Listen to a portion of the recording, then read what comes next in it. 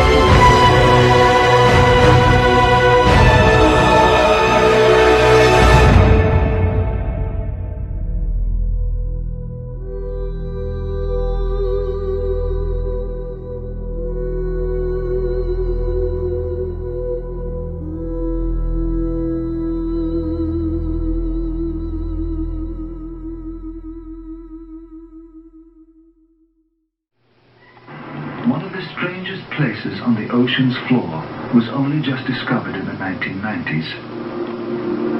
I might agree as one of a handful of people to ever see it in person. Without a doubt, one of the most amazing things that I had ever seen in the bottom of the ocean, it was while filming for Blue Planet, it was in the Gulf of Mexico. I noticed there's something out in the distance, couldn't tell exactly what, but it looked like a dark band. And as we approached it, the dark band became a donut. I saw this donut that was black in the center. What the heck is that? And so as we get closer and closer to it, I noticed that the black band had what appeared to be kind of steam over it. And then I looked, and there was water lapping against the shoreline. This band was a ring of mussels. And inside the ring of mussels was a lake. And it's like, wait a minute, I'm already underwater.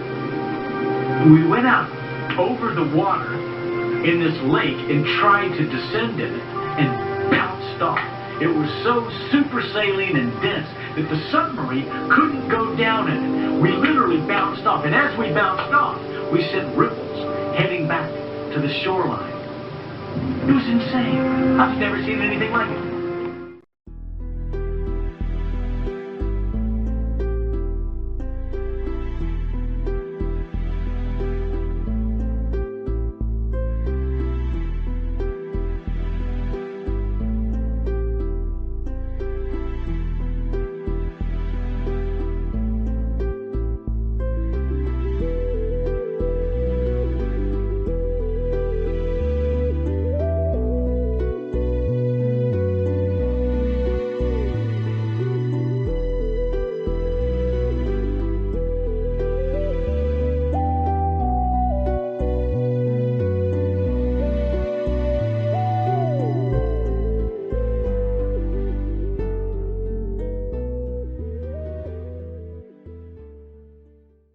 The yoni is a stylized representation of female genitalia, representing the goddess Shakti. Shakti is the Hindu personification of the Great Mother. Shakti has assumed different roles throughout history, including Kali, Durga, and Sati. On the yoni, we see 3 rectangular levels surrounding a middle square, representative of the cosmic womb. In Hindu philosophy, yoni is the origin of life. From Central America, we have the Hunab-Ku symbol. It symbolizes the source, the womb of creation. The Hunab-Ku represented the gateway to new forms of consciousness. The Hunab-Ku symbol is oftentimes called the galactic butterfly. The Mayan god Itzpapalotl is a representation of our black sun, and is also represented by a butterfly. This is because the black sun transforms our intent into reality, just like how butterflies are transformed from caterpillars. It's said that Itzpapalotl wore an invisible cloak so no one could see her, meaning the black sun is currently out of our physical perception. She is ruler of Tamuanchan. According to the Florentine Codex of Sahagun, Tamuanchan means we go down to our home. Tamuanchan, ruled by Itzpapalotl, is a paradise for the gods. This paradise being down, home of the gods, Itzpapalotl being the transformative butterfly, this is all talking about the paradise beneath our feet, where the physical black sun resides, through the cosmic womb, the hole at the center of our plane. Like the name Tamuanchan means, we go down to our home.